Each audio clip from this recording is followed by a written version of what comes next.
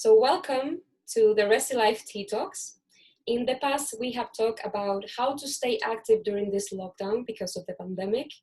We have also had a discussion about Black Lives Matter, and last week about the LGBT plus Pride Month. In this occasion, we will be talking about climate change and sustainability, and we have a group of speakers around the world ready to share all the knowledge, experiences, and initiatives as well. First, I would like to say welcome to everybody that's watching us on Zoom. I'm also in Instagram Live, and those that are seeing the recap on YouTube as well. Remember, we are welcoming all of your questions. If you are on Zoom, you can do that on the chat of Zoom. You can also use the icons to raise your hand and ask a question to one of the speakers or to have an open conversation after. If you are seeing this on Instagram Live, you can, of course, share your question here, and I'm going to be taking notice of that. And then we are going to be asking the speakers as well. On YouTube, unfortunately, because we're seeing that after, you are not going to be able to do questions live, but some of the speakers are going to be sharing their Instagrams or the website, so you can, of course, see more information there. I wanted to say thank you first to every one of the speakers that we have today. I know we all have very busy lives, even though we are doing this during a pandemic.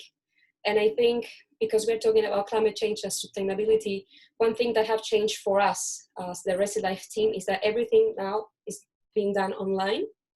So we are using the resource of the internet instead of having to print papers and posters.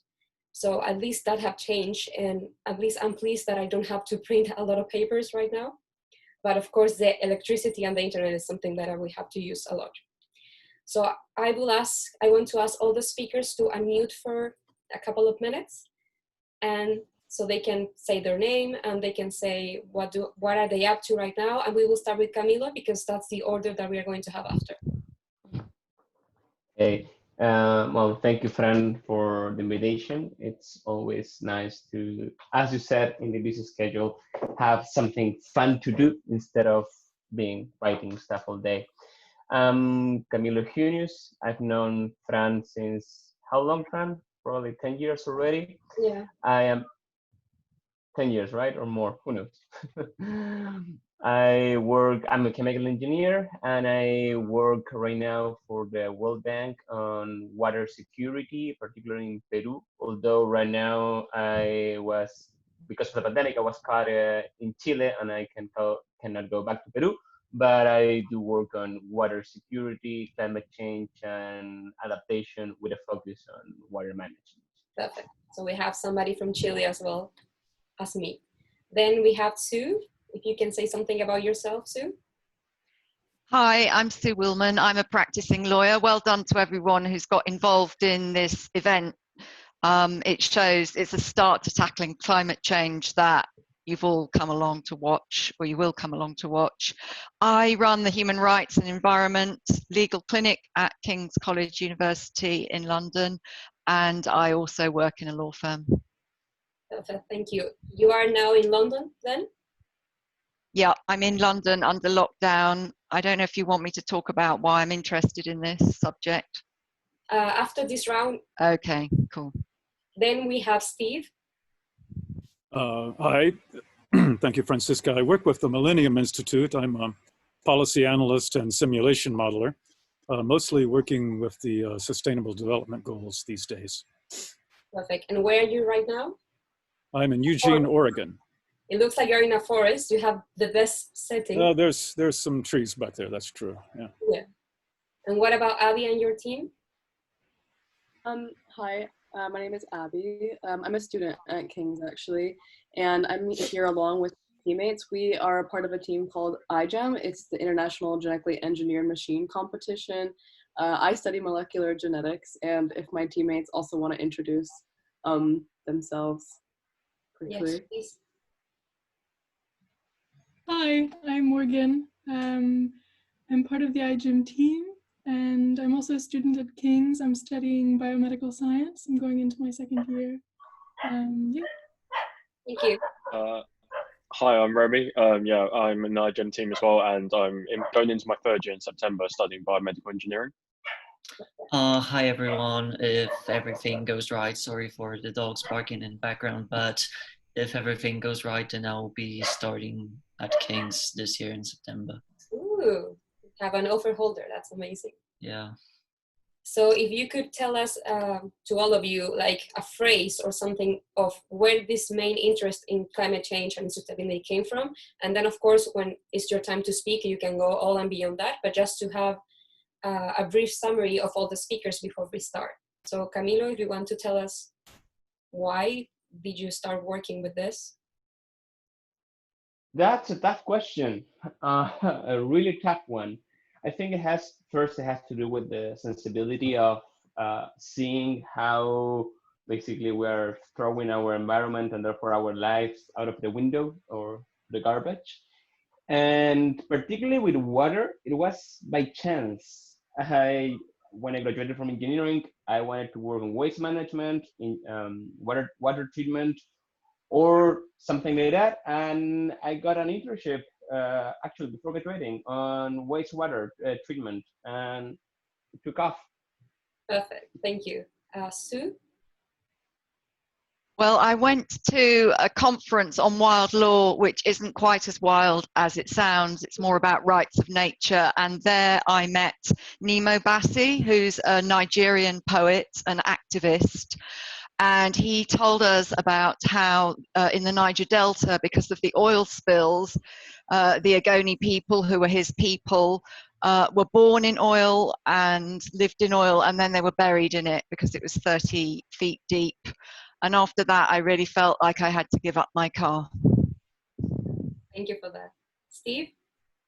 I think I became interested in sustainability before there was sustainability.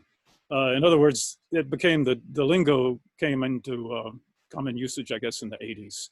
So as a kid, I grew up in the city, but I fortunately, my father took me to the area lakes and this kind of thing. So I developed an appreciation for nature. And later in life, I began to realize that there were certain inconsistencies between the way I was living and working and the whole notion of sustainability.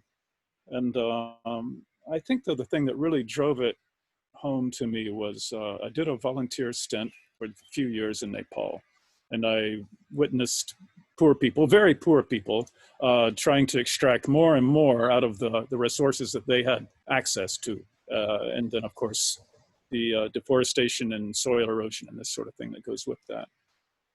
That later on I chose to study sustainability, and here I am, I guess.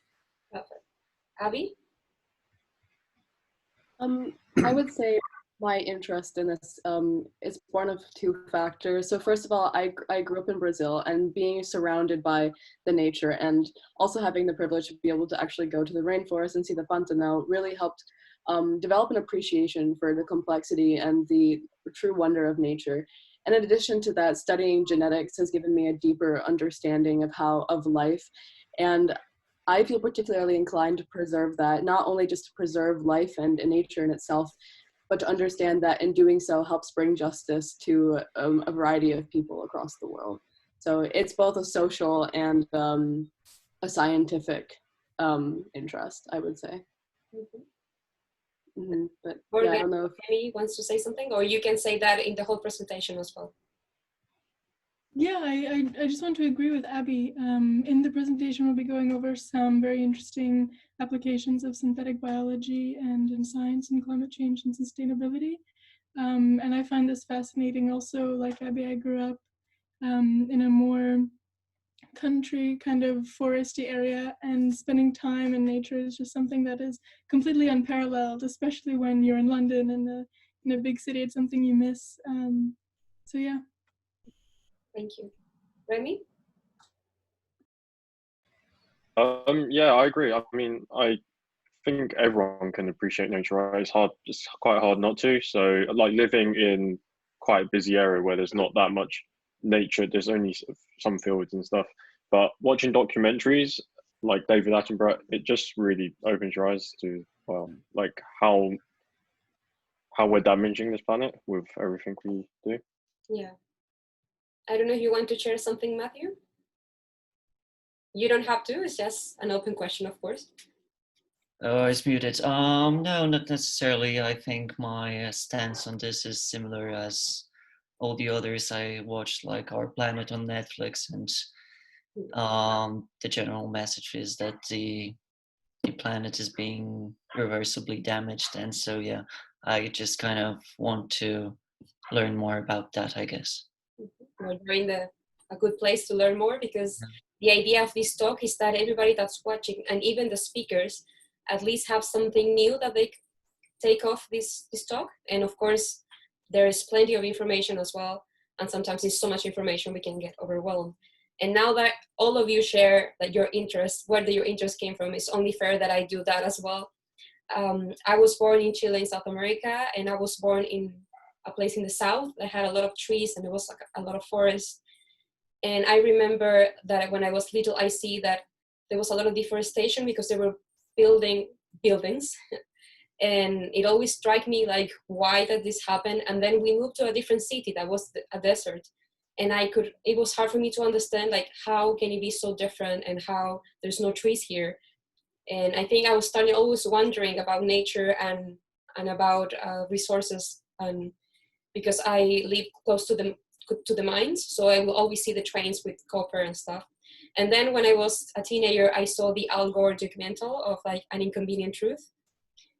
And then when I was in uni, I remember meeting one friend that he was studying agronomy, and he will always have this concept about sustainability, that it was not only related to recycling paper. So I will always have him on my mind when I was trying to do something. So in my mind, I would be like, what would he do? Like, if I have to take a taxi or ride my bike, what would he do? Okay, of course he would ride a bike.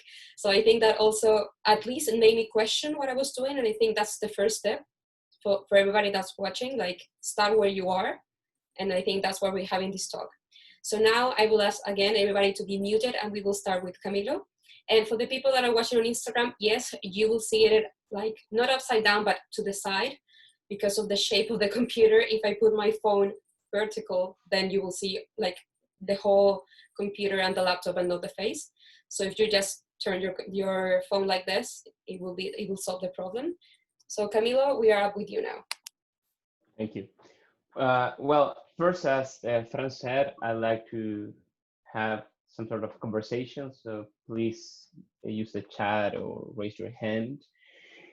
I'm supposed to talk about climate change. I don't want to give any numbers. I don't want to explain what climate change is. I think there is a lot of information online. I just want to highlight a few things, and I want to propose alternatives and things to do. First, though, I want to make the difference between climate change and global warming. Global warming is part of the change we're seeing in climate as the temperatures are rising, and we are very far off of meeting any of the Paris Agreement targets, even though a lot of people are saying, yes, thanks to the lockdowns, things are reducing. Yes, it's true. And Venice, we saw the dolphins back. I'm kidding. We probably all saw this edited pictures of dolphins in Venice. But it's true. The environment, thanks to the lockdown, in some places, especially air quality, has improved. But emissions, for instance, emissions, which are the main drivers of both climate change and global warming, they have reduced so far now, what, 5%? I don't remember the number exactly, but it's just a little bit. So this shows how, even though everyone is doing as much as we as individuals we can do, staying at home, not driving, not flying, which is very important for individuals, we're doing everything we can as persons, and still emissions keep climbing. And once the restrictions are lifted, things are going back to normal. So what I want to stress here is that basically we will have to think much more on climate action. It's not what we can do as person, it's how we can push society, which means political engagement and political action, which I will talk a little bit further about it. But going back a little bit of what climate change is and is doing, we have to think beyond our borders and beyond even the local environment we see, because the climate change will affect every country or every region in different ways. Probably Northern Europe and the Northern US and Canada and Russia are going to be benefited in the sense that lands are going to be better for agriculture as winters are going to be milder. But in East Africa, temperatures are rising and rainfalls are much lower. You all probably saw the news on the locust invasions in Kenya and India, which are side effects or impacts of climate change, which are reducing and affecting the livelihoods of a lot of people. In Peru and Chile, the rainfalls are going to be also lower, which will imply probably, particularly in Peru, will drive migration. And this is going to be added to the fact that there will be less rain. And when there's rain, it's going to be in shorter periods, which are going to cause more floods and more disasters and impact much more people. So for dealing with it, we have basically, and what they call in the climate change community, they use the terms of mitigation and adaptation.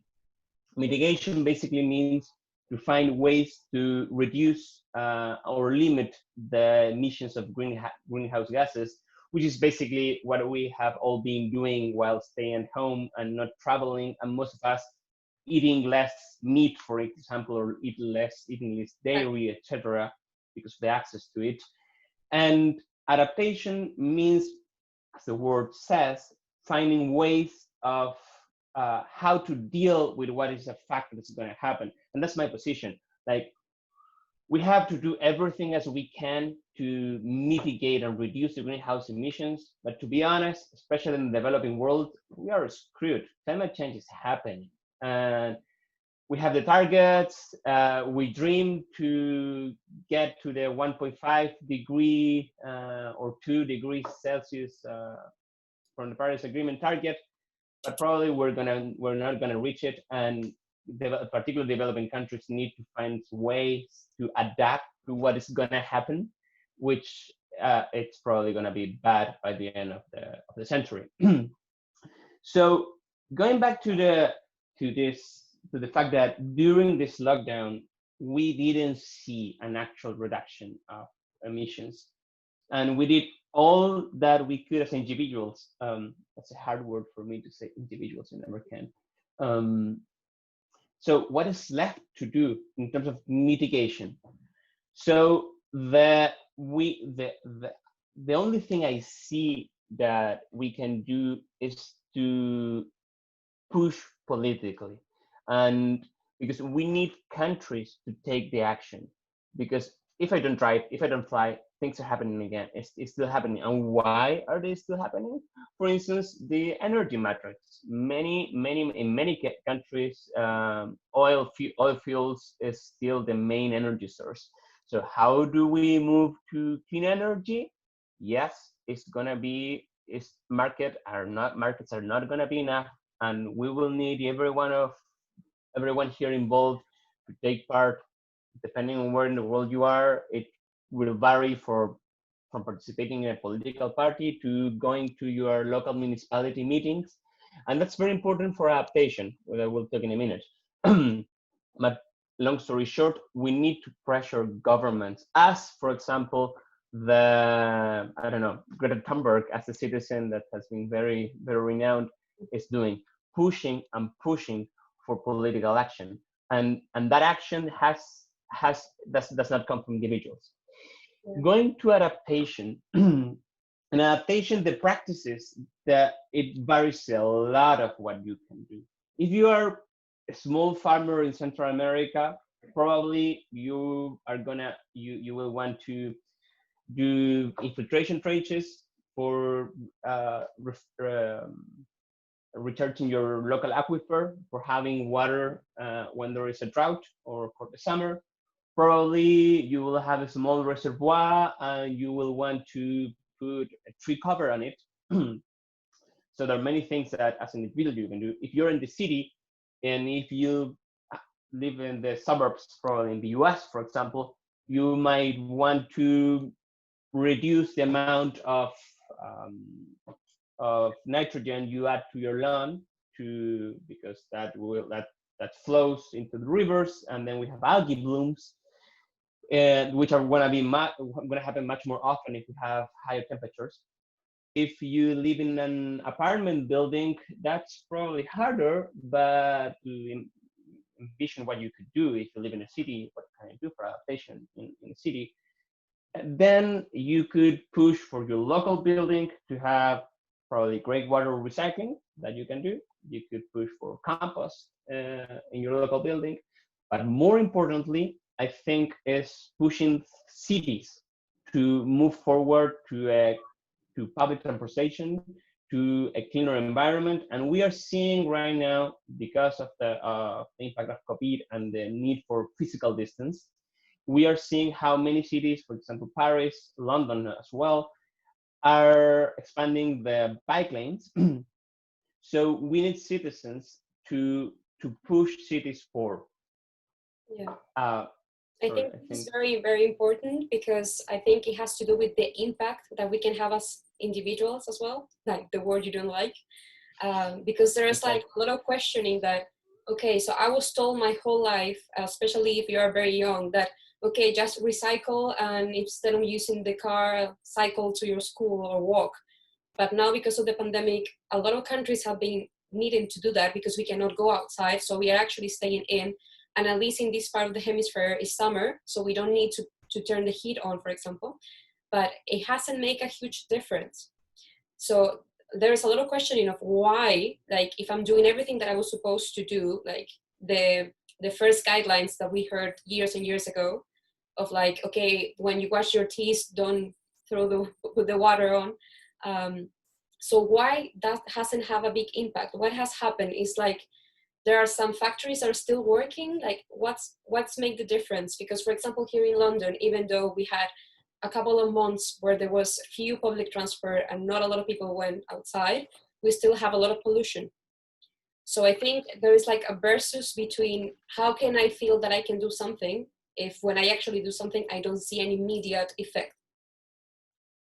So first, to be clear, there has some clear impacts, particularly in air quality in many cities. Beijing is a very good example. Lima and Santiago as well, as there were much less cars and less industries. Things improved a lot in terms of air quality because you didn't have any of these main emissions, but those are local emissions from cities. So there was like, I think, a week ago or less, and a study estimating the temporary reduction of CO2 emissions. And globally, it is estimated that it was reduced by between 10 and 20%. There's no clear information. The thing is that shows the limit of our individual actions. So we did reduce emissions, but it's not enough to meet the targets. For meeting the targets, we need the zero climate change, which is gone. We need to stop now, everything. And for meeting the 1.5 degrees Celsius climate by the end of the century, increase of the end of the century, we need to reduce emissions by half. So individuals did everything they could, and emissions just went down between 10% and a quarter. So it's not that nothing happened. It's just it's not enough.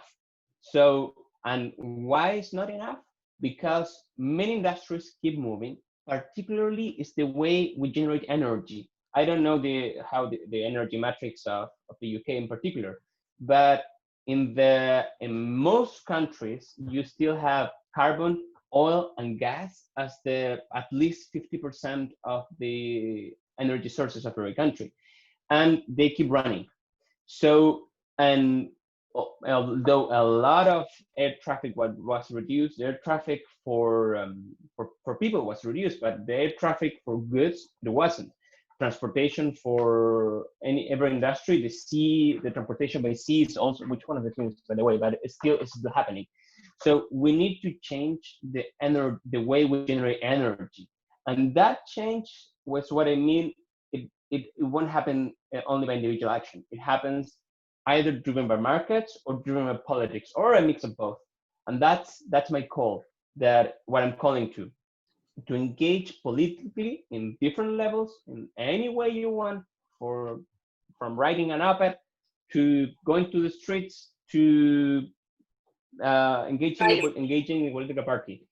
And it's also important to highlight, particularly that we have the Black Lives Matter demonstrations in the UK, that these are complex issues that don't go alone. Who is affected the most by climate change?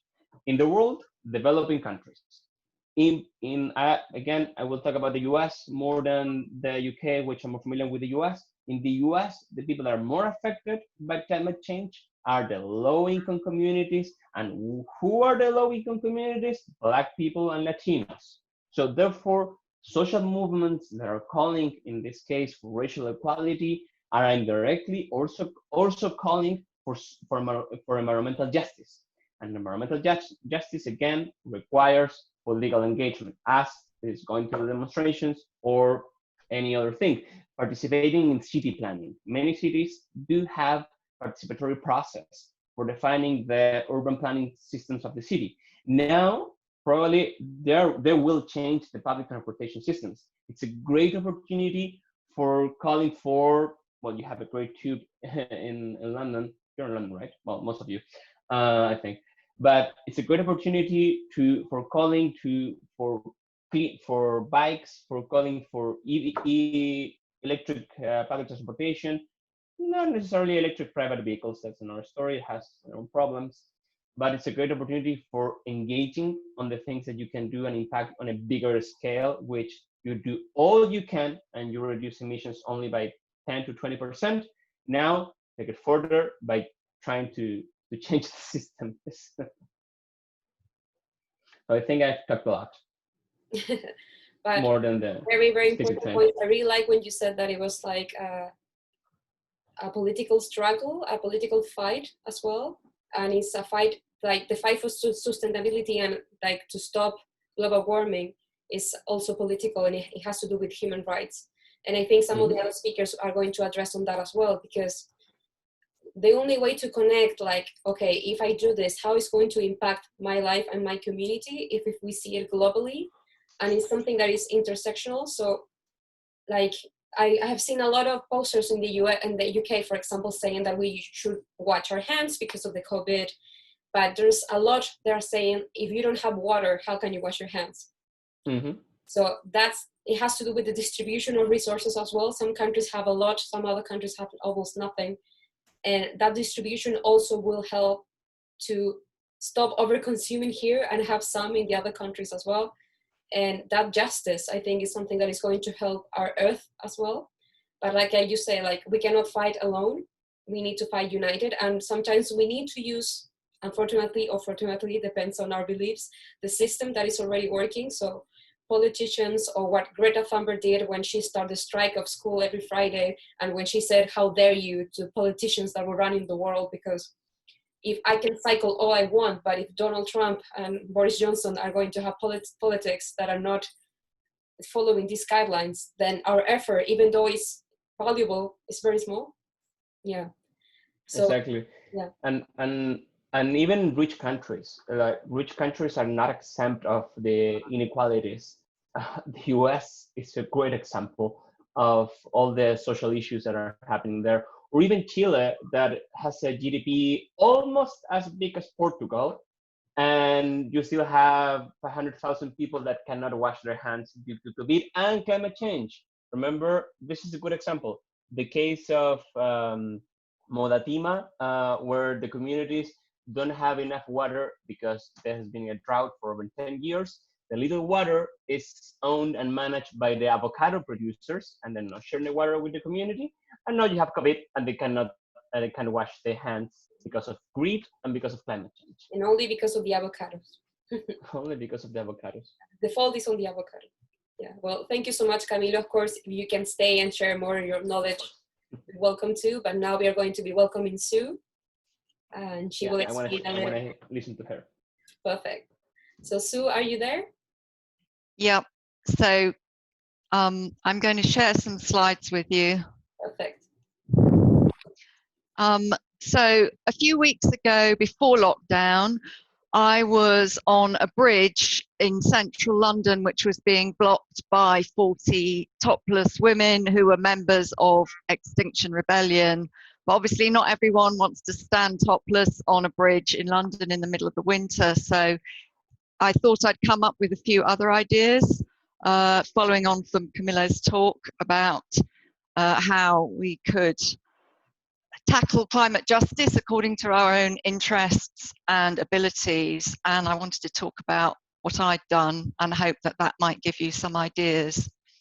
So this picture is of a river in northern Colombia, and it's about half a mile away from one of the world's biggest open cast coal mines, which is owned by British, Australian and Swiss companies. And the indigenous people who live close to the coal mine wash in this river. It used to be full of fish that could be killed with bows and arrows, and now it's pretty dirty. But they still have to drink out of the river and bathe in it. So the things that I've got interested in, because I too was brought up in the country, were things like trees and water, but particularly coal and oil, because coal and oil and fossil fuels are really at the heart of climate change. And of course that goes to something that Camillo touched on, which is the responsibility of big business and multinationals. And a lot of mining interests are in Latin America. So of course there's a lot of information out there. You really need to start off by researching once you've worked out what you might be interested in, or even researching to help you get in the right direction. I went to Guatemala to go on a fact-finding trip in relation to human rights and the environment. And if you look at the first picture, the guy's showing us tailings, which is like the dirty water that comes off a mine. And here it's a gold mine. It's been polluting the community's farming land. So the women in particular have been mounting a 24/7 roadblock, which has stopped the gold mine from happening. They tried legal action, but it's really their roadblock, which has delayed the gold from being extracted. And you know, we all wear gold and silver jewelry, but it's hard, it's easy to forget the way in which it's also destroying the environment. This is the coal mine in the distance that I mentioned in Colombia, and there are many ways in which we can accompany and support communities that are really directly affected. I was lucky enough to go to Colombia and to see what was happening there. But those communities come over and visit here, and they need our support and solidarity. They need us to publicize what's happening far away, because when we turn on the light, it's probably powered by a coal mine from Colombia or somewhere like that. This coal from Cerrejón is exported to Ireland. Within the legal clinic, we're working on a legal case to support the community, because the mining company has diverted one of the rivers, so everything has dried up, and that too is an area which is short of water.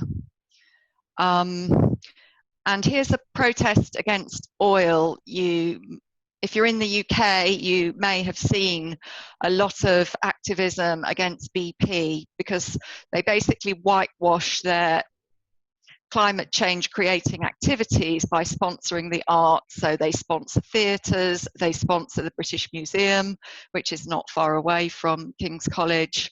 And this guy here is a trade unionist, and he was kidnapped and tortured by paramilitaries in Colombia. He was a trade unionist working on oil, although he's in favour of renewables. And in the meantime, BP were paying money to the Colombian army. So he came over to the UK, and we took part in a protest at the British Museum, and he spoke about his experiences. And then, of course, there's fundraising. There's a lot of activities which trying to bring climate justice, legal activities. And here we were trying to stop an incinerator being built in South London. So there was a crowdfunding campaign. I mean, you may not have enough money while you're students, obviously, but you can still share and publicise crowdfunding activities which are supporting actions against mining companies in Brazil, or something more against fracking more locally, or coal development in the north of England. And then, of course, there's community work. There's a lot of NGOs working on climate related issues in a kind of practical way, or working on sustainability and development issues. And this is the community, it is again in Colombia, who following the kidnapping of Gilberto, who you just saw, and the death of the environmentalist who's mentioned there, Daniel, and many other people in the community have started working together, lawyers, political activists, farmers, ordinary local people coming together to investigate how they can be kind of self-determined and take action against the multinational companies with international solidarity from people in the UK. And then lastly, as Camillo says, it's often very disheartening working on environment and human rights, because it's a very long battle and our opponents have got a lot of power. So it's always good to celebrate a success. And although you might not have much time if you're studying hard, most of us can use social media to spread accurate information about what's happening. And here's a case I was involved with to stop arms sales to Saudi Arabia, which of course are another cause of environmental damage. And we were successful in the Court of Appeal in stopping the arms sales for now. So yes, get on social media, develop your social media skills like Francisca has in organising this event, and that's the way we're going to change things and get more people involved in the environmental movement. Thank you. Thank you. I was just thinking of how sometimes in the name of progress, there's a lot of nature that's being destroyed, and not only nature, also human lives, because sometimes people are living in a place where there's oil, so they're all relocated without even asking for anything. They don't ask for they don't think on their human rights, they just relocate them, because sometimes they link progress with, of course, money, but with future. So I think there is like not a confusion, but it's like a convenient link between progress will lead us to the future. So if you leave your house now and you give us this land, we are going to provide more work for everyone, and that also destroys the environment. And I think that has happened a lot during the last decade. I mean, even the last century, there was so many movements down on progress that now we are trying to correct and we are trying to fight. And like you said, it has to do with power. The people that have power do that. I see that every day in Chile, like even in a small scale, I can see a whole forest, and in a month, every tree will be cut to open a hotel with a nice view of something that then is not even there because you don't even have trees. And then there is like, not a myth, but there is something that we need to be careful of with reforestation.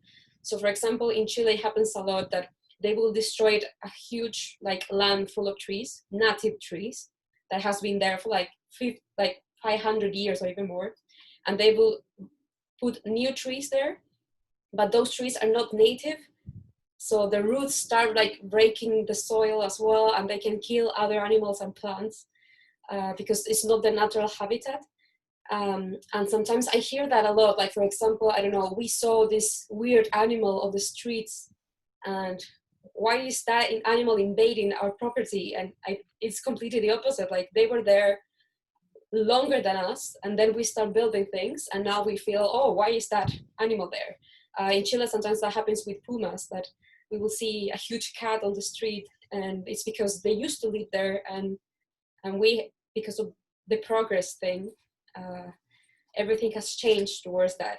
And the other thing that I wanted to sum of all what you were saying, that was very brilliant presentation, and I applaud you for your work as well, is that everything is connected.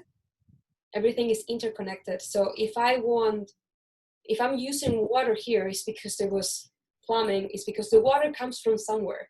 And I think sometimes because of how immediate everything is in the world right now, we forget and we almost think it's magical. So if we don't have water, it's like, oh my God, what happened? This cannot happen. And in some countries, they don't have water like to drink ever. And we just think it's so automatical that we don't think about the effort and where this is coming from. And I think one example of that is chocolate, and how the people that are the farmers of the cocoa or from chocolate, they don't even taste chocolate. That's a lot of them don't even know how chocolate tastes like, because they're only in the first part and they've been exploded. So they will produce that, and then other people will buy that, and then other people will take it out of the country, and then it will go to a developed country, and then they will find chocolate that they will export everywhere. But it's a whole chain of things. And we, of course, if we see what's the bad thing of buying a chocolate in the supermarket, because we forget about all of those steps. So I think with your presentation, that struck me the most, like how interconnected everything is, and we need to keep reminding ourselves of that as well. Yeah. So it's great to be in the company of student scientists. Hopefully they will help us, they and other scientists will help us find some solutions to a total change in our way of living. I mean, we obviously, it's not just about renewables, is it? It's about, or about transport, or about planning, although it is about all those things. But yeah, we need to rethink our attitudes to food. COVID-19's made us think about food security, but also how we're growing the food in the most sustainable way, in the most water effective way. But in relation to your first comment, it made me think about a case that I'm interested in Bangladesh, where there's a UNESCO heritage site, which is a river delta. There's white tigers there, there are dolphins, but because of the rising sea levels, the sea is inundating people who have a traditional fishing way of life on these small islands, and they become climate refugees, and they've had to migrate to big cities like Kolkata, where they end up working in garment factories, producing our fast fashion.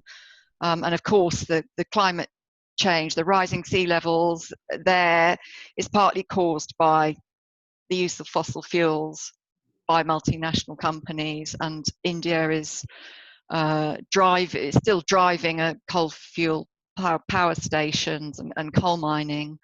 So I suppose that's another example about how all these things are interconnected. Exactly. Thank you. Thank you so much, Sue. And of course, if you want to keep here and ask more questions to the other speakers, you're more than welcome. Thanks. Now we receive Steve. Steve, are you there? Yes, I am here. Perfect. So I don't know if you want to introduce yourself a little bit more. Steve was, he said a little bit at the beginning, but what is your role right now in the Millennium Institute? I am a simulation modeler. I use the method called system dynamics, which is a type of mathematical modeling. And at the Millennium Institute, really our goal is to bring the power of systems modeling and systems thinking to sustainability problems. And so I work in the area of policy analysis and using these kinds of methods. And even if for some of the people hearing, at least for me, it was my first impression that I know nothing about math. So I was like, oh no, numbers. But it has to do with how to improve the welfare of the individuals on every continent. And the challenges of sustainability, they are not linked to only one discipline. So it's not only about math or economics or recycling or politics. It has everything interconnected. So with Steve now he's going to present, but I'm going to ask some questions. So if at any moment, maybe it sounds too complicated, it's actually not, because maybe it's a different language, but it's the same. Like we in psychology also talk about systems. So, well, it sounds like you're a systems thinker yourself. And as you said earlier, everything is connected. And that's sort of the guiding principle behind the methods that we use. where to begin? Yes, so if you want to share your slides. Okay, I thought, first of all, I would just talk very briefly about what the Millennium Institute is trying to do. And then I'll talk about a project that I'm working on and a particular situation that came up that caught me by surprise. And in doing so, I'll try to introduce some sort of basic elements of systems thinking, because frankly, I want to plant seeds of interest. And hopefully some people will pick this up if they don't already use it and apply it to their own work. Yeah. So how does that sound? It sounds perfect. And maybe somebody that's hearing, they want to know more about the Millennium Institute and eventually go there to do an internship. That kind of connections can be made as well. Absolutely. Most of our work is done in, I guess, what you might call aid recipient countries, not all of it. And we normally work with governments or other institutions to aid in planning for sustainable development. And these computer simulation models gives the opportunity to experiment with different policies, to run scenarios and compare the outcomes. And we've done this with in many different sectors for many years, actually. Sustainable agriculture is one of them. Green Economy Initiative of the UN was another. But most recently, we've been working with the Sustainable Development Goals. And I think perhaps all of the world knows about the Sustainable Development Goals, except perhaps the country that I'm sitting in right now. The US. Anyway, it's a UN mandated set of goals called what they call the Agenda 2030. The idea is that every country will try to attain their sustainable development goals by the year 2030, which is the final year of the sustainable goal period. And almost every country in the world has signed off on them. There's 17 goals. They embrace poverty, environment, biodiversity, gender equity, economic growth, you name it, it's there. And it's touted as the world's roadmap to a sustainable future. So why do you think all of this is linked with sustainability? Like, what would be the definition of something being sustainable? I'm sorry, I didn't hear you. There's some noise in the background. But there's a beautiful bird sound, so it's okay. Oh, okay. Yeah, I was asking, how can we explain how sustainability is linked with poverty, with gender, because it's usually attached to the environment only. That's right. And well, the models that we work with are what you might call holistic. So everything is interlinked in a web of feedback loops. And I'll give you some example of this using some diagrams in just a minute. And so the notion of sustainability, I guess, embraces just not, keep the forest intact, but it involves people's incomes and so many other things. And we try to account for that in the planning process and the models we use to aid the planning. I hope that answered a little bit. I don't think I hit the nail quite on the head there. It's a hard question, so we are building it during the presentation. So that's right. Well, I think the definition of sustainability that came out in the 1980s, meeting the needs of the present in such a way that the future generations can meet their own needs. That's a good kind of umbrella definition of sustainability. But I think that we have to think about, not just preserving resources for basic needs, but people's ability to achieve education and to grow in their lives, and all kinds of other things are attached to this. And I think at the project level, or perhaps at the research level, it's important to get very specific and develop sets of indicators so you can assess the performance of the system in question. I've gotten a little bit off track on what I was going to talk about. I mentioned that most of our projects are in, can you hear? Yes, I'm just telling the people in Instagram that of course they can ask questions and oh yeah, at any time. Yes, so you can type the questions on Instagram and then I will say them out loud. Okay. Go ahead. Sorry. And For the most part, our work is in developing countries, aid recipient countries, and a lot of this is in Africa. And I've been working on a project in Namibia, and I'll talk a bit about this in just a few minutes. And this is a project where we're trying to help the Namibian government, specifically working with the planning ministry, to incorporate the sustainable development goals into their national planning process. And one of the, during the course of the project, one of the sectors in the model that we're working on is for ecotourism. That's a hugely important thing in Namibia. Tourism accounts for maybe as much as 15% of the economy and around 20% of employment. I'm going to go ahead and raise going to Georgia's question. She is on Instagram. Oh, okay. And I think Camilo said something about this at the beginning, but you can say this in the case of Namibia. So she says, who do you think plays a more important role in promoting sustainability? State or non-state actors? Oh my goodness, I think that it's almost impossible to say which is more important. I think non-state actors at the individual level and the corporate level, we all have this burden of responsibility of things we should do, but without the institutions in place, then it's very hard. As Camilla said earlier, that individual actions don't necessarily add up to accomplishing this at the wide scale. Now at the Millennium Institute, mainly we're working with institutions, and I think the institutional setting is very important, and I can't say one is really more important than the other. Yeah, I agree, but I think they're both critical. Our role as individuals is to not make things worse. And we have a say on that as well. And of course, to push the institutions or to create new institutions or to participate in state organizations to push this, like something that Greta did, and I'm mentioning her because she did something that somebody would say individual. So she said, I'm going to do a strike.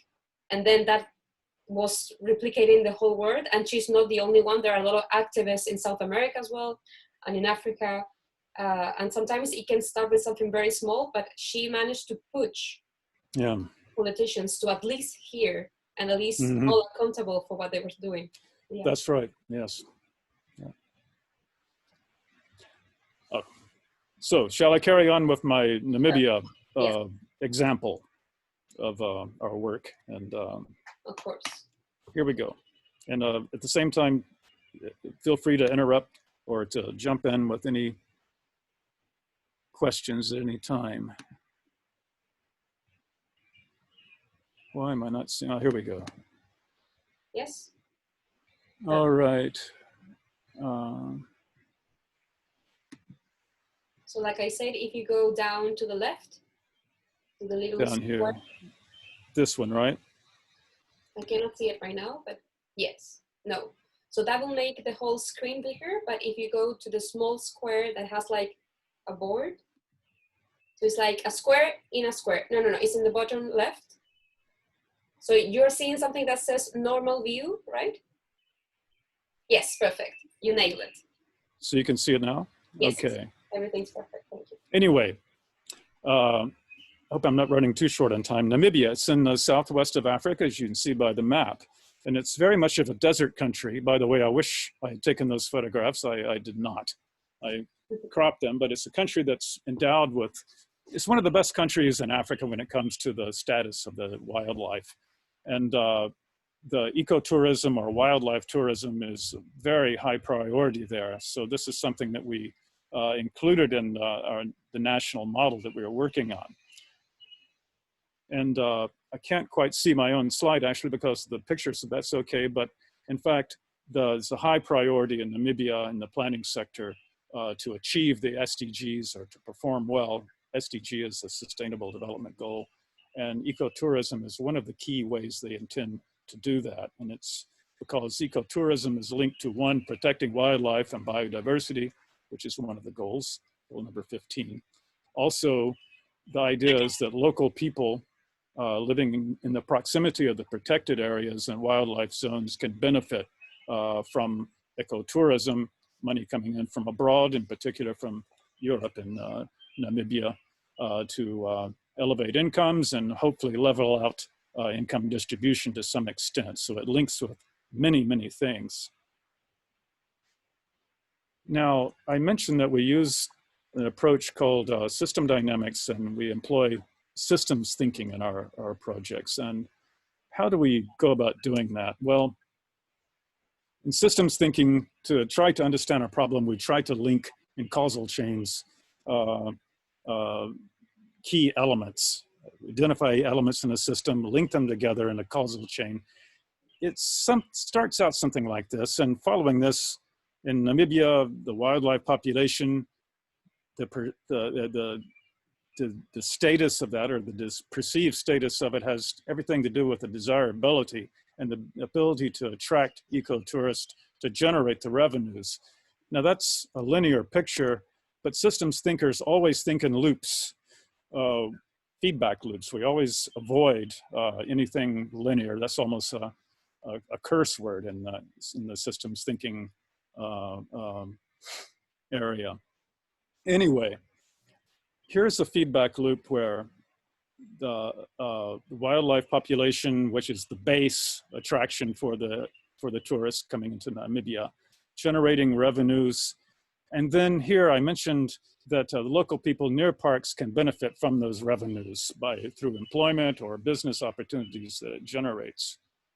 That in turn lowers the incentive for locals or local people to engage in poaching activities, which in turn can support the wildlife population. So this is a kind of feedback loop that has a reinforcing effect.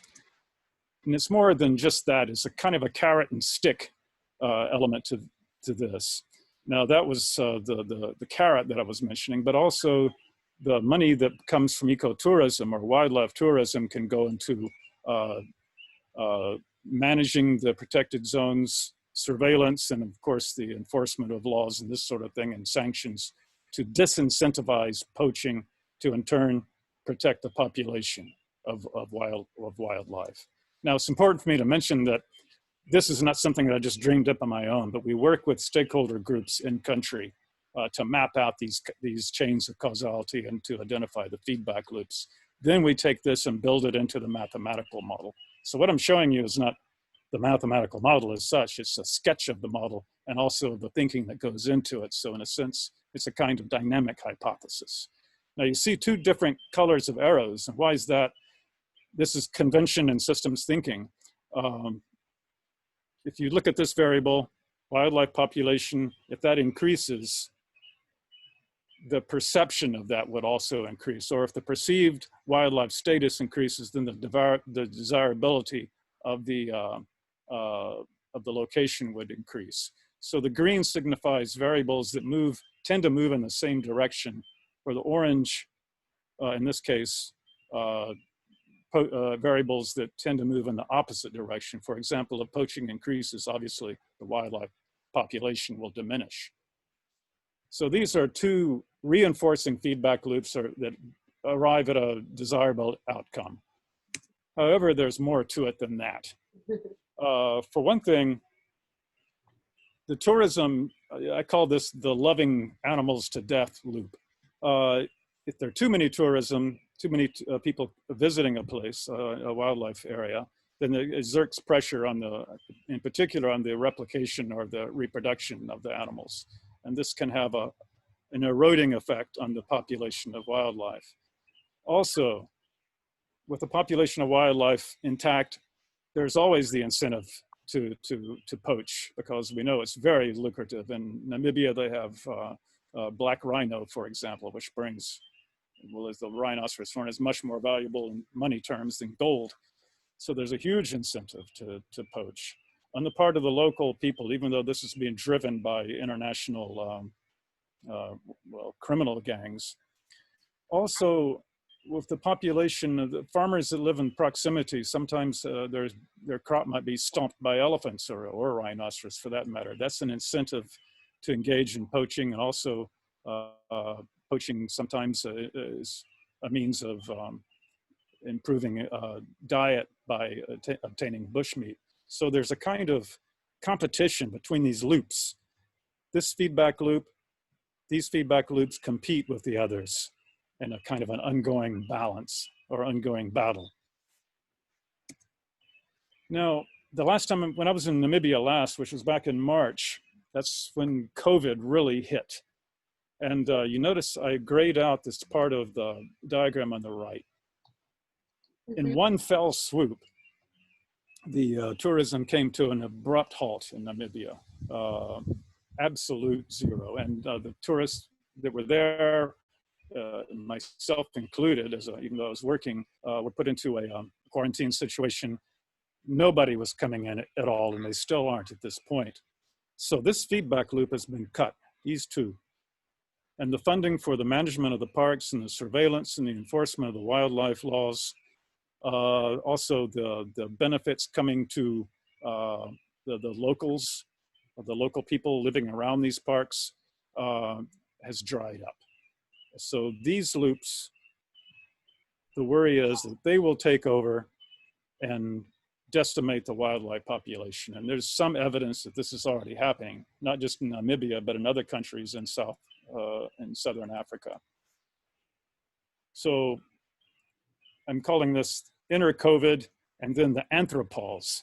Now, this is a word I heard just yesterday in the paper, and anthropause is a word some scientists invented to describe this situation of human inaction or human abeyance of human activities during the COVID crisis. So, in one hand, there's some benefits we've heard of, or benefits for wildlife at least. We've heard of mountain lions in San Francisco, and Camilo mentioned dolphins in Venice. So that's kind of a benefit.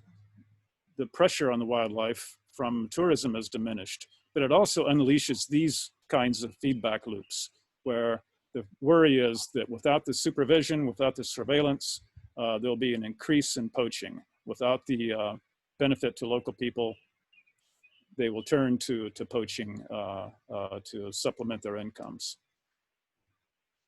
So you think that this pandemic also is a challenge, not only for humans, but also for the wildlife, at least in Namibia, you can see.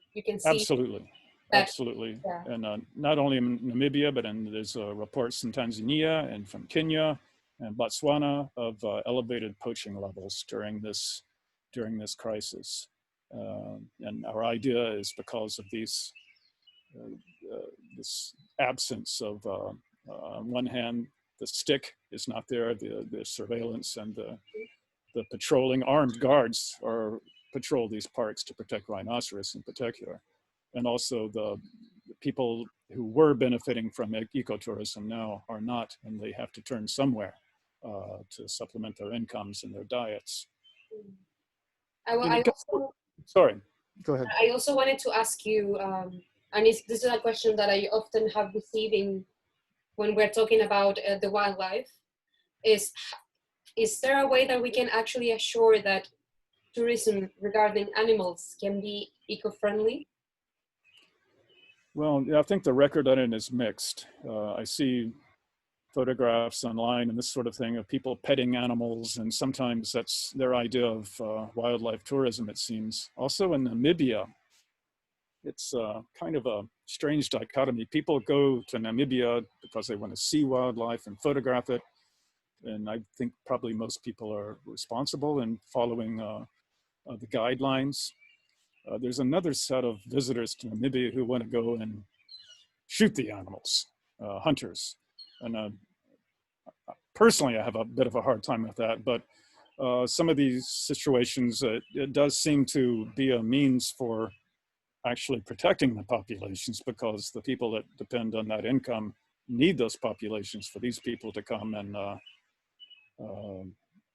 do their activities. So it's kind of a strange mix there. I think it can be sustainable and it can be eco-friendly. On the other hand, oftentimes I think it's not. Yeah, there's also experiences of people that they have a lot of income and they like to buy exotic animals to have, they are called. And sometimes they have ended up being plagues in other countries because they were taken from one continent to the other. It has happened with some frogs, for example, that they're taken completely out of the environment, and then they reproduce, and then they will kill other animals that were native from there. So I think the human hand has a lot of impact, even if we feel, but it's just me. The same that happened with the virus, like it's just me, it's not going to affect anyone. But when it has to do with also the wildlife and the animals, it also has an impact on the whole environment. Yeah, that's huge. And for example, in Florida, people have introduced Burmese python, which is really just transformed the ecosystem in the Florida Everglades. And that's just one example of thousands. There are examples here behind me of exotic plants that have been introduced that are taking over. But anyway, getting back to the animals and the diagramming that I'm doing, and I'm hoping the diagramming is clear enough. There's another problem too with the poaching that could increase, or that is increasing now. And that's the iconic species, for example, the rhinoceros is a very long gestation period. It only gives birth to one individual. So it's a very slow reproduction rate. There's a delay here in the regeneration of that population. And there's heavy poaching pressure. It doesn't take any time at all to completely eradicate a population in a specific area. So it can drive at a local extinction event. And also, and we have biologists here, and this is an old notion from conservation biology, a minimum viable population, but for important genetic reasons, after a certain population diminishes to a certain extent, it can cause problems. So I've included those in this feedback loop, and explicitly they're in the mathematical model that I'm working on now. So getting close to the end, how can some resilience be built in to this? This is a very simple idea. It's just saving for a rainy day is what it amounts to. The idea that in future, perhaps in Namibia and perhaps else in other places, revenues would be put aside for future shocks. So that, in fact, these feedback loops could remain intact and protect this system. And so that after this shock, the industry, the wildlife industry, the tourist industry could continue again. This just the graying out of those arrows shows that what would happen perhaps if there was a future shock, another event of some kind, a pandemic or conflict in the world, what have you, that would eliminate tourism altogether. And I'm calling this a resilience fund to allow the system to continue until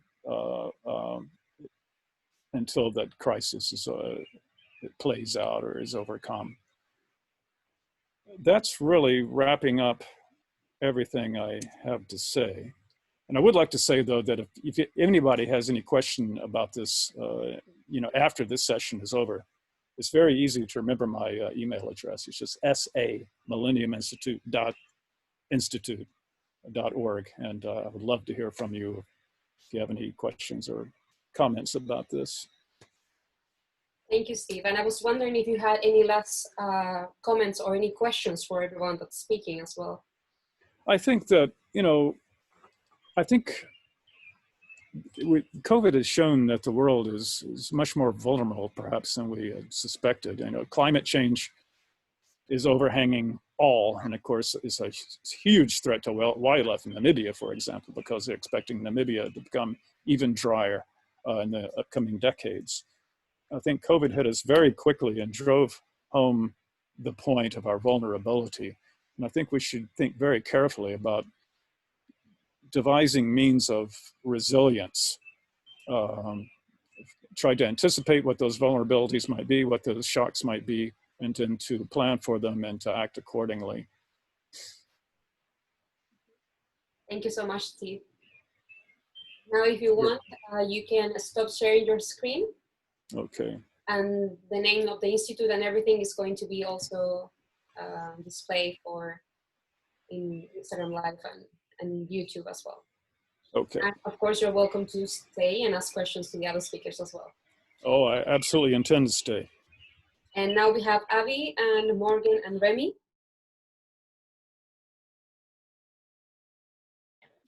Hello, guys. Hi, hey everybody. So I guess we're kind of following the point that Steve just made about systems, but we're not doing it on a whole population level, but on a smaller molecular biological level. So we're looking more into systems biology. And as Sue mentioned earlier, we need to really change our thinking and take on a very transformative and kind of radical approach, and really like dipping our toes into science fiction and really putting ourselves outside of what we consider the norm, especially with science, to help develop really novel solutions. So it's very important that we use our imagination and we're thinking very creatively. So to kind of start us off, I've kind of put a few different things that are possible solutions in the future that provide alternatives to kind of the problems that today are contributing to climate change. So for example, say we have synthetic jellyfish that are able to search the ocean for microplastics and then degrade them. Or we have airplanes that are powered by yeast that produce the fuel to allow those airplanes to fly. Or say we have crops that have been engineered to have a higher degree of carbon fixation, which allows for increased yield and helps decrease atmospheric carbon dioxide. Or say we have clothes made from spider silk that are produced by bacteria in labs, and we can help reduce the huge environmental burden that's caused by fast fashion. And so we got to think, how can we achieve these things? How can we, meet this vision that we have? And the answer to that is synthetic biology. And what we're going to be talking about today is how we, as the iGEM team, can, as iGEM, which is an organization that's focused on synthetic biology and genetic engineering, can help combat climate change and help provide sustainable solutions. And we are the King's College, we're representatives of the King's College iGEM team, and there's myself, Remy, and Morgan, and that's kind of what we're going to be talking about. And as all the other speakers have said, feel free to pause us at any time. We're definitely keen to explain anything in detail, and we would really like to ensure that kind of the science behind what we're doing is very clear. So yes, always feel free to interrupt us and to ask questions. So for a general overview of what the iGEM competition is. So iGEM stands for the International Genetically Engineered Machine Competition. It's hosted by MIT, and every year approximately 6,000 students participate. That's nearly 300 teams from across the world. And the teams can work on projects in basically any area. There's different tracks that teams can go into, and then they develop a project within that track, and it all has to do is involve synthetic biology and genetic engineering in some way. And environment is one of those tracks. There's environment, therapeutics, manufacturing, there's a variety of them. And in addition, there's a very strong entrepreneurial focus and a very strong emphasis on the ethics behind your project. And as a consequence, more than 150 startups have come out of this competition. And this year we are called Renovate, and we have 19 undergraduate students from various disciplines, such as biomedical engineering, as Remy is, from nutrition to sports sciences, and numerous degrees within the life sciences field, so myself and Morgan. So yeah, now Remy is going to describe a little bit more about what synthetic biology is. Thanks, Abby. So some of you out there might be wondering what actually is synthetic biology. Symbio is a field of science that involves redesigning organisms for useful and innovative purposes by using complex engineering tools to enable the organisms to have new abilities or features. It aims to solve many problems in many fields, such as healthcare, agriculture, and the environment. And so, and in the infographic on the right, you can see a plethora of number of fields such as computer science, physics, engineering, and agriculture. And this just shows what a diverse field it is to work in. And so, on to the next slide. So what are the principles of Symbio? It involves a shift towards an engineering bottom-up style of approach, which constitutes of a hierarchy of a part, in this case a biobrick, and then building part by part into the device into a system. So what exactly is a biobrick? It consists of DNA sequences which conform to a restriction enzyme assembly standard, and these building blocks are used to design and assemble larger synthetic biological circuits, as shown by the device and the system. So what are the goals of Symbio? the goal, some of the goals are to develop standardized biological parts, as I said, biobricks. Another goal is to use applied protein design, expanding the set of natural proteins for new purposes, and then natural product synthesis and synthetic genomics.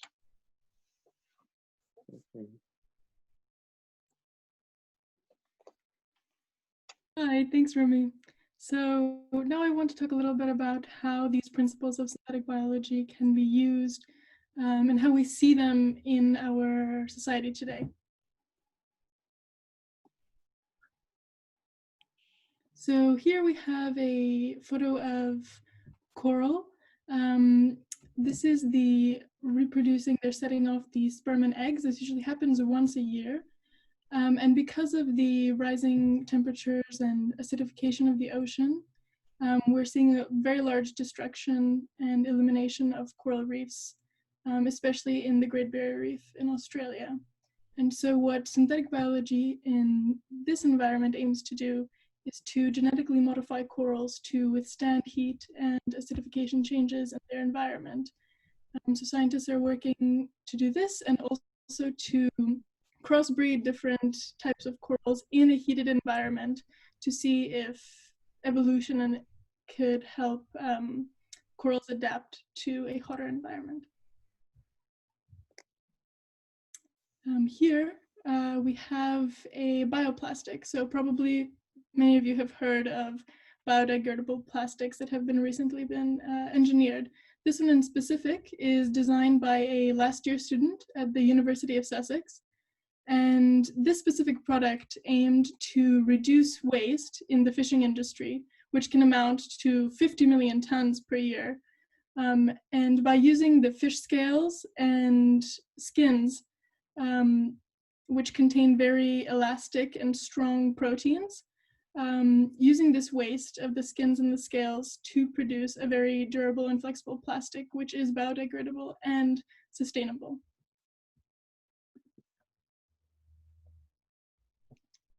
Here, the last one that we'll discuss is the biofertilizers. So here we have coated seeds. These seeds are encapsulated by a silk and a protective coating that supplies the essential nutrients that are needed in the germinating process. And this allows plants to be grown in environments that are otherwise unsuitable for growth. And this obviously has very evident benefits in the changing environments and challenges that we're facing today.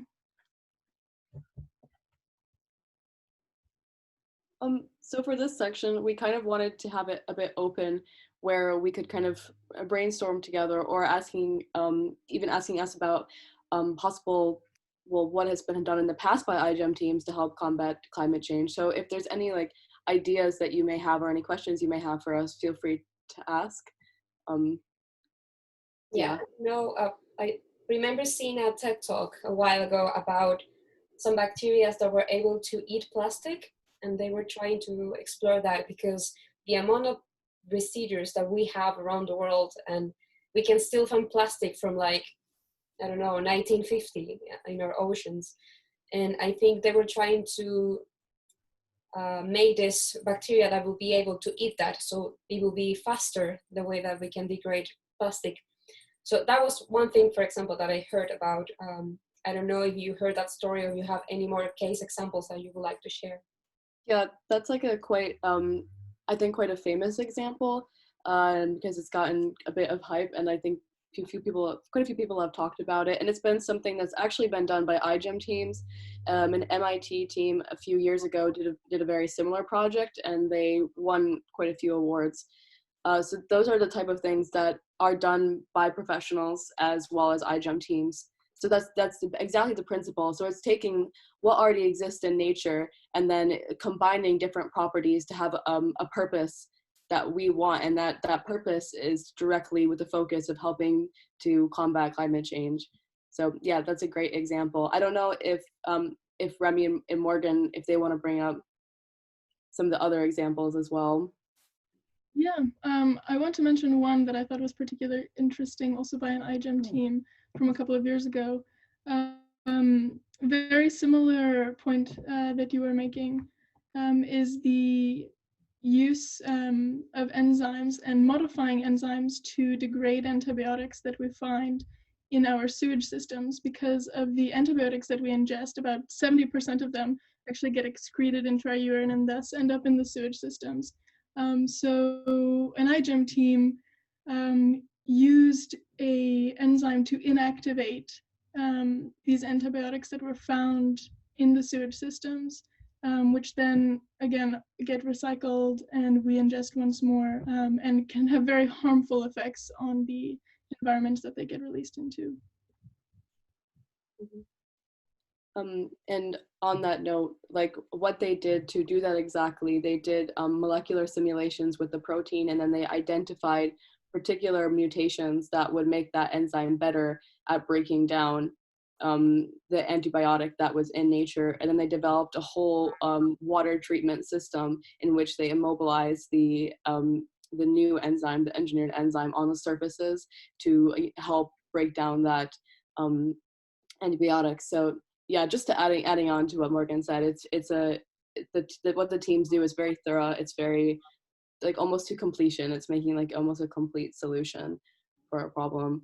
But yeah, at the core of it is engineering what already exists. Who was asking, what about construction materials? If you have any examples or any ideas regarding that. There have been some, I think there was some previous examples with like living cement. I knew there was something along these lines. A team did this, or it was something that was happening in the synthetic biology community. But biomaterials are a very interesting field, and that's actually what our team is doing this year. We're looking into biomaterials, and I think definitely they will have a huge impact on construction, as they'll be easy to produce in a lab through bacteria, or they'll be able to be produced in vitro, and it's very cost effective, and they'll be able to be biodegradable, and we can control their properties very easily as it's done in a lab. So yeah, biomaterials is definitely a very promising and very intriguing field, and it's definitely something that's at the forefront of synthetic biology.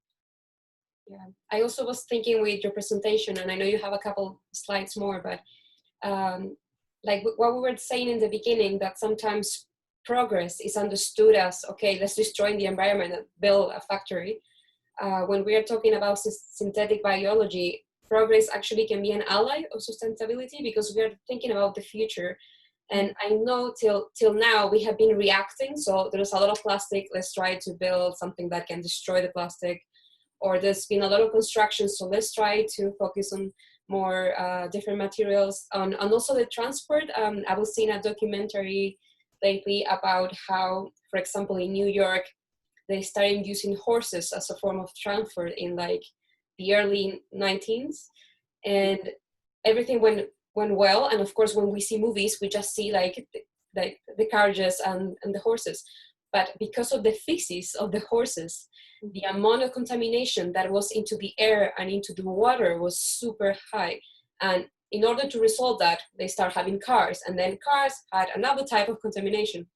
But I think with synthetic biology, with other disciplines as well, we are trying to like have a leap, so we can think about things without having to react, but like creating something before it happens.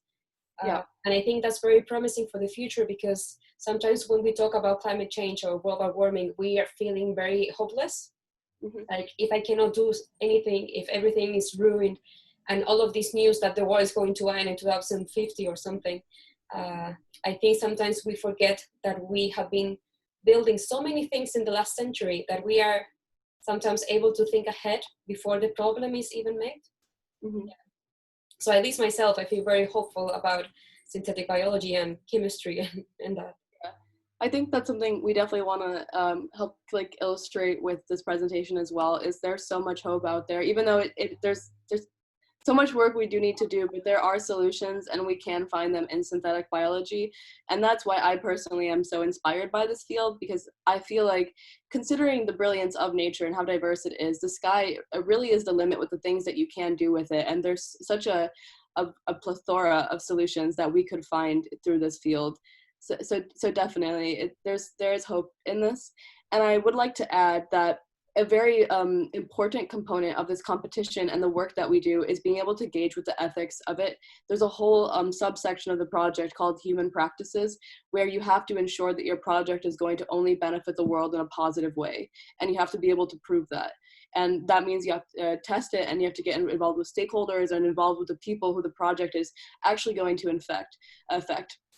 So there was a project, and I think it was UC Davis, University of California, Davis, or it's one of the University of California's, but they had developed a corn strain that was more resistant to an environmental factor, or I can't remember exactly, but a very large component of their project was actually getting involved with farmers and interacting with them and ensuring that their product is going to benefit their consumer and ensure that it's going to be beneficial to the farmer as well as the environment. So that's a very large part of what we do, is ensuring that our project is only beneficial, and we have to take that into account every step of the way. And it's extremely important in all fields, but definitely in synthetic biology, because it really is it's modifying life to some extent. So yeah, that's something that we always have to take into account, and it's a very integral part of what we do.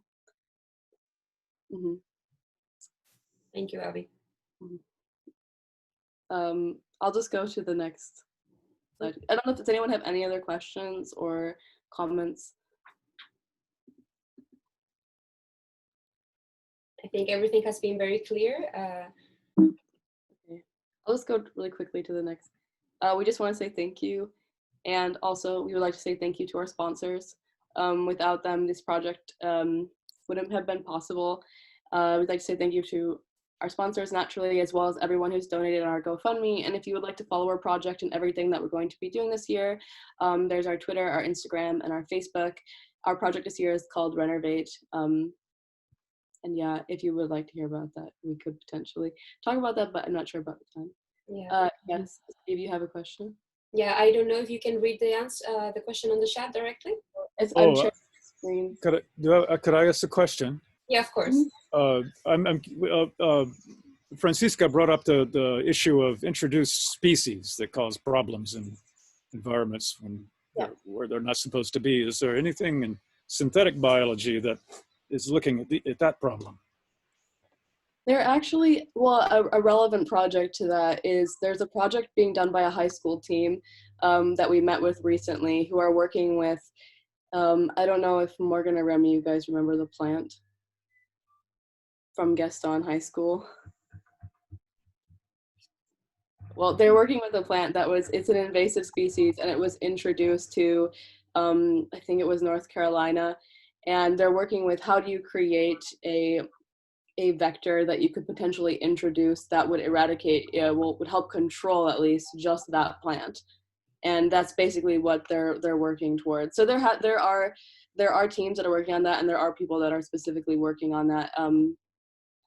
Yeah, that's something that could be achieved by synthetic biology, because with protein design and with genetic engineering and purposeful design, you can really make sure that your solution is very specific. So it's definitely has huge potential to work with invasive species. Mm-hmm. Sounds very promising. I just have a practical question.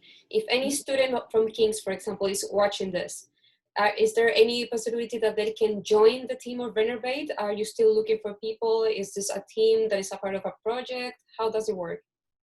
So we're pretty much we're established right now. Unfortunately, you can't join at this point.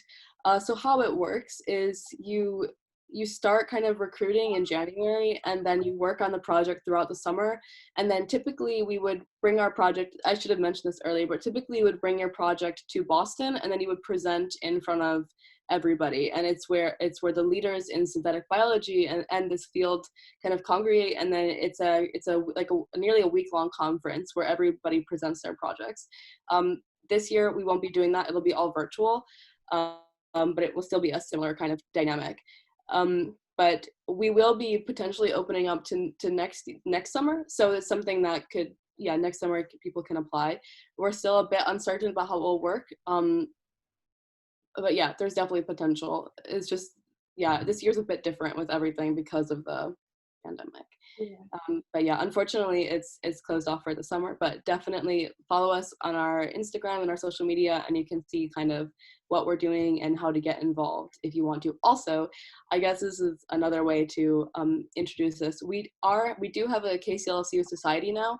It is the Synthetic Biology and Biotechnology Society. We do have an Instagram. I should have put it up here. But we will be hosting events related to this. And if you're interested in this field, definitely a great way to get involved, getting in touch with our society, becoming a member, and then coming to any events that we plan on holding throughout the year. Perfect. Thank you so much. Mm-hmm. I don't know if you have any last comments or questions. Maybe you, Morgan, or Remy? No? Well, thank you so much for the presentation. I think in my case, I haven't seen a lot of biology in like 8 years. A little bit of neuroscience because of psychology, but it's always good to have these kinds of, to have students to share what they are doing and in different fields, because we had an engineer in here, we had a PhD systems worker, also we have a lawyer, and we will have people listening there from different fields. And I think because we have been talking, and I think in every presentation there has been an idea of systems that we can contribute to this from any discipline, even from like psychology, if we are talking about mental health and human resources and how we relate to our environment, not only to like nature, but to everyone. I think that also has to do with sustainability. If you're thinking about saving, sustainability is also how to use your own resources and not to buy a lot of food that then is going to die in your fridge. And I think everything is related to that. So thank you so much for bringing this synthetic biology to us today. I know it's a topic that it will require a lot of time to explain, but I think at least you give us a brief look to it. So thank you to you, Abby, Morgan, and Remy as well. Thank you for having us. Don't worry. I don't know if you could turn your screen sharing so we can have the split thing. So before we end, and of course, if you have any questions or comments, you can unmute yourself. I just wanted to give this message to everyone that's hearing us, because sometimes we feel, and this is in anything, in everything, not only about sustainability and climate change, that we feel that we are not in the position to make any change. So for example, if you are hearing somebody that's studying biochemistry or biology, then you can say, yeah, but I'm studying literature, so of course they will handle it because I have no idea how to help. And I think sometimes we can feel that it's so far away from us that we actually have no power. But like all the speakers have said, we do have power. We do have the power to change things, especially if we push the other person that have the power, like politicians, or if we ally together. If we do like very small things, like at least in our role, we are also changing a little bit of that, and we are inspiring other people. And I think it's something contagious, like what Greta did, for example, and I keep mentioning her because she was doing something that she believed, even though people said, no, don't do it, she did it, and it became contagious, like the virus, but in a positive way, and it went across the world for that. And I also wanted to mention one example, because sometimes we think that only people that are like highly educated can have any say in this. And there is an example of Chilean students, and they were not even high schoolers, they were in primary school. And when the whole pandemic thing started, they were thinking, how can we help our classmates? And they were very small kids to want to wash their hands, because they don't want to wash their hands. They want to play, they want to hug their friends. So they designed, because they knew some of coding and programming, they designed a robot that will give them the right amount of like soap so they can wash their hands. So they did that very, very young. I don't know how to do that, but they did. Of course, they have the support of the professors, but they were so excited about the idea. They also managed to have only the right amount, so the robot wouldn't like just give all the soap, it would like stop, so it was sustainable as well. And of course, all the little kids were so excited to have a robot that everyone wanted to wash their hands. And they were like younger than everyone present here. Probably they were younger, they were like 11. So the change can start in anyone. You don't need to have a postgrad degree to start. And I think we as humans, we need to seek to not be completely coherent. And I think this is hard to assume because, for example, when we see our politicians or when we see the famous people, we want them to be completely coherent. So if we are going to have, for example, Emma Watson wearing clothes that are only made with like natural materials, and then she will eat meat, we will see, but no, because she's doing something wrong. And I think sometimes we are so hard on everyone and on ourselves that we think, okay, if I cannot be vegan, then why should I bother to recycle? And I think we need to leave that a little bit to the side, because if not, we will never feel that we have the right to move forward.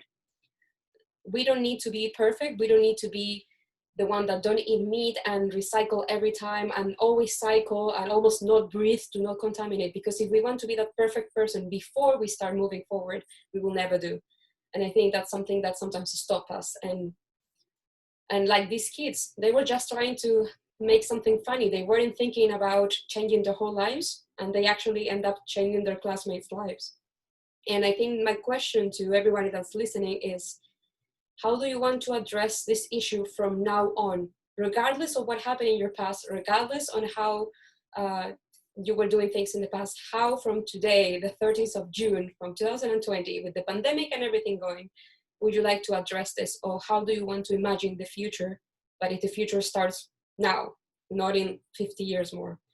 So that's what the last comment I wanted to say. But of course, I want to hear from the speakers. How do you find this activity?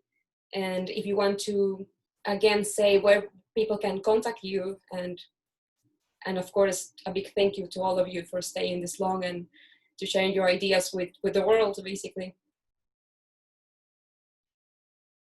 So if there's any lawyers listening, then I hope you might get involved in the King's Legal Clinic, or if you're in another university in your own legal clinic as a volunteer, you can be an undergraduate or a postgraduate. I've been really inspired hearing from everyone today. I think it's great that it's a kind of intergenerational, international meeting, and we're all kind of sharing our ideas and inspiring one another. And I did want to ask what your idea is going to be for the competition, but I guess we'll have to wait to see what comes out at the end. Thanks, everyone. We have a slide. We can present our idea if you guys would like. Yeah, I think they would like to hear a little bit about your research. I just want to hear from Steve first, and then, of course, I just want to hear, Steve, how it was for you to be here and hear all your other colleagues and people talking about. It's a great learning experience to listen to the talks of the other people, and I enjoyed it very much. And I'm glad you made the connection to the Millennium Institute somehow, and the invitation came through to me. So, and I hope that I hear from you. It's I'm very receptive to any communication you might have, comments, questions. So. Thank you so much. We don't have Camilo right now because he had to go to a meeting, and in Chile, of course, and in the US, we have a different time zone. But he also was very happy to hear from you and to always to share experience with other people, even if it's not in a formal context, can push us to some new learning. And I think that's something that we also should address. Like, we should address everything with curiosity, and to be humble enough to say, maybe I don't know enough, but that's why I'm here. Not to be the expert, but to listen and to share my ideas and to see how we can look forward for that. And now, Abby, if you want to share your project, be ahead. Is that something that we can share in the Instagram Live, or you prefer that I? Yeah, of course. Okay. Yeah, any publicity is it's good, to be honest. So what we're doing this year, and Morgan and Remy, feel free to pitch in. So we're an interdisciplinary team, and we're working towards the development of a novel and holistic treatment for spinal cord injury. So what we're looking to do is 3D bioprint a biomaterial-based scaffolding that can be implanted into the site of injury when there's a spinal cord injury, and then can help encourage the regrowth of axons to help bridge the gap that's created by the injury. And our treatment, our solution is looking to be less invasive, to be biodegradable, biocompatible, and of course more cost effective. Thank you. Yeah, I don't know if Morgan or Remy, you guys want to add anything to that? I'm on the bioprinting team, and what our main goal is to make this more accessible to perhaps poorer, less fortunate people out there, which is how we're trying to make this more cost effective. And how are we actually trying to do this? So we're trying to use MRI or CT scans, but perhaps some countries may not have the right equipment, perhaps in more rural areas. So we're looking into other methods of taking a biopsy of the injury. And one way we're looking to do this is to do portable MRI or using an ultrasound scanner to create an image. It sounds very complicated, but it also sounds like you are the right team to try to do this. And of course, if you manage to carry on with this, I think it's going to be a very, very good asset to the healthcare industry as well. Yeah, we probably will never see it become a proper treatment, not for a really long time, but it's like a working towards that. And we're also going to be doing the same project next year. So this year we'll be designing it and like doing the 3D printing, and then next year we'll be doing the validation and the lab work, because we cannot get into the lab this year.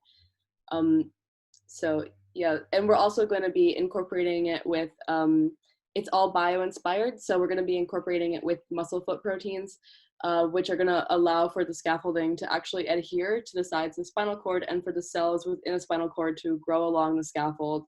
So the scaffold basically just provides a material along which cells can grow, because when you have a spinal cord injury, the cells in that area, they all die. And what that does is it creates a huge disconnect between the axons that are coming from down and in both directions. So the main idea is to just provide something that allows for those two to connect. And as Remy said, we're looking to make it very cost effective and personalized, and also all bio-inspired and biomaterial based. So of course, a sustainable solution, a sustainable treatment. So yeah, that's basically what we're looking to do this year. It goes right in hand with the sustainable goals. So yeah, it has like 3 of them already. Yeah, well, yeah, that's an aim of iGym, of course, is to make sure it's just, it has to be overall as positive as it can be, and that's what we're looking to do as much as we can. Yeah. So, yeah. Thank you so much for sharing your project with us, and good luck with that, of course. And it's going to take a little bit more time because of the pandemic, but I think it's going to at least give you more time to think and review some of the processes. I just wanted to add that we as the RESILIFE team, we also have the goals of sustainability included in every month. And sometimes it's not easy to find the exact link, but I think the process of trying to think of that is something that, at least for me, it has made me grow a little bit more, because sometimes we don't find the specific link, but it is there. Like, again, it's very systemic. And I think we need to push ourselves a little bit more to think, how is this connected with this? How can I help a little bit more? If I don't feel that I have, I don't know, biology skills, I do have others. And we all, like these kids in Chile, they like video games, and they created a robot. And it can be as simple as that, in the sense of linking to your interest. And I wanted to finish with that. The question that I asked you about where the interest of this came from is because maybe there's somebody here now that they have a small interest, like maybe they like animals, or maybe they really like the ocean and they don't want to see plastic on the ocean. And sometimes it comes from there, and then it turns into something else, and then it can turn into a life path. But it usually starts with an idea, with a question, with feeling that something is not fair, for example, and then just evolve. And now we have all of you here giving your experience and knowledge to us. So again, thank you to every one of you. Thank you, Steve, for being here. Thank you, Sue, as well, for preparing your presentation. Morgan, Remy, and Abby, thank you so much, and good luck with your project. And I just wanted to let everyone know that the next talk that we are going to have on Tuesday is going to be around mental health. It's going to be about mental health in general, but also in how this pandemic has affected every one of us individually and as a society and as the earth completely. And we are going to talk about managing anxiety and how this can affect our sleeping patterns and our motivation to maybe continue the projects. Like you have said, like you have plans to use the lab and now you cannot. So you are all, of course, invited to join, and it's going to be again on Zoom and on Instagram Live from 7:30. So thank you so much. And I hope I can continue to be in contact with you.